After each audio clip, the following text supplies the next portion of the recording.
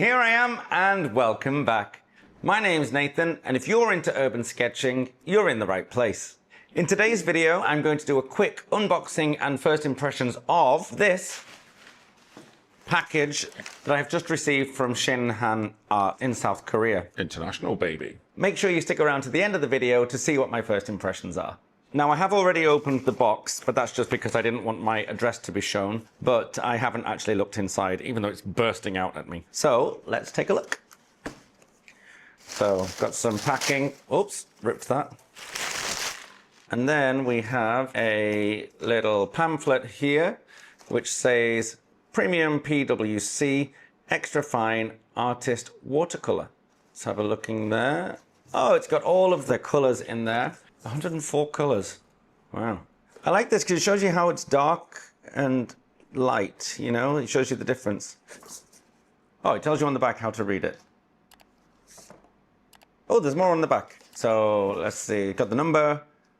It tells you the name, it tells you the transparency in this little square here, and the light fastness. 3 would be the highest and 1 would be the lowest. Nice paper as well, feels quality. So I'll have a good read of that at some other time. We have some more packing stuff.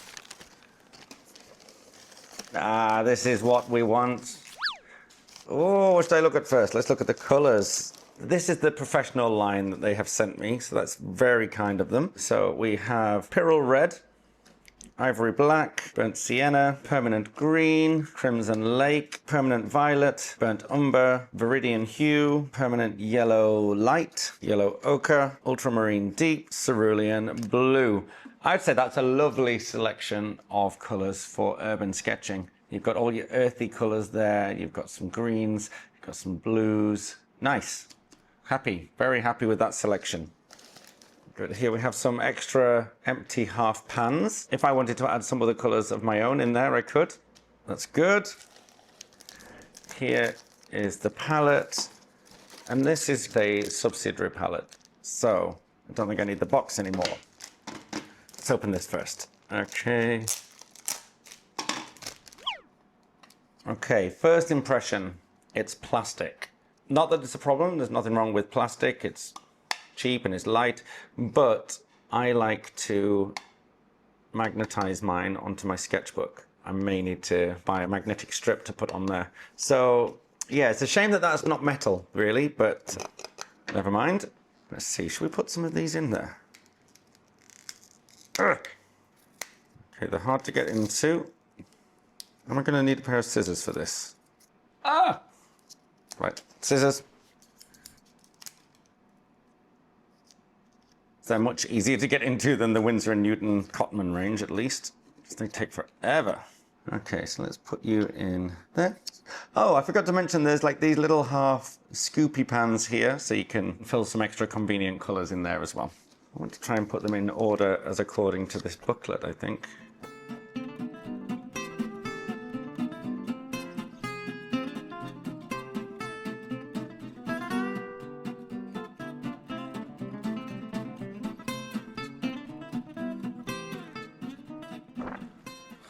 I've organized it in relation to this sheet. Now these pans, I'm not going to open them right now, but they are the same size as these pans we have here. Up in here, I could put some teal, some pink, whatever. Any of my convenience colors I could put up there, but I'm not going to do that until I've tested out this palette as it is. So that's the colors I have right now, and they are all medium to high light fastness rating, if that's important to you. I normally use sketchbooks, so it doesn't really matter that much to me, but it is good to know. We have plenty of little mixing spaces at the top, 1, 2, 3, 4, 5, big one and 4 small ones. And they have sent me this subsidiary palette 11, sold separately, polycarbonate. Oh, wow. Can you see that? That comes with 1, 2, 3, 4, 5, 6, 7, 8, 9, 10, 11 wells. It wasn't lying. But I do believe that this... What's just happened there? Oh. I don't like that. Can I get those just to fall straight back into place? Of course not. I think I'm going to have to pop a little bit of glue underneath each one of those.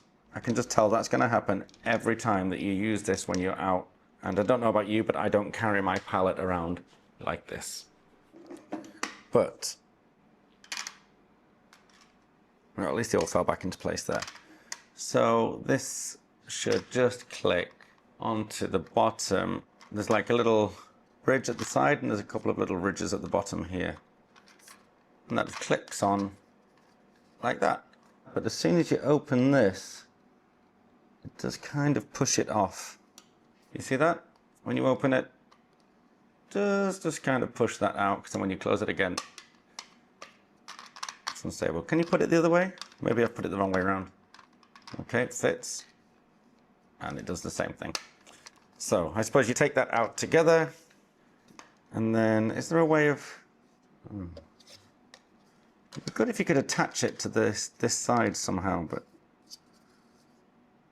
I can't see that you can. That's a shame. If you could attach that, that would be really cool.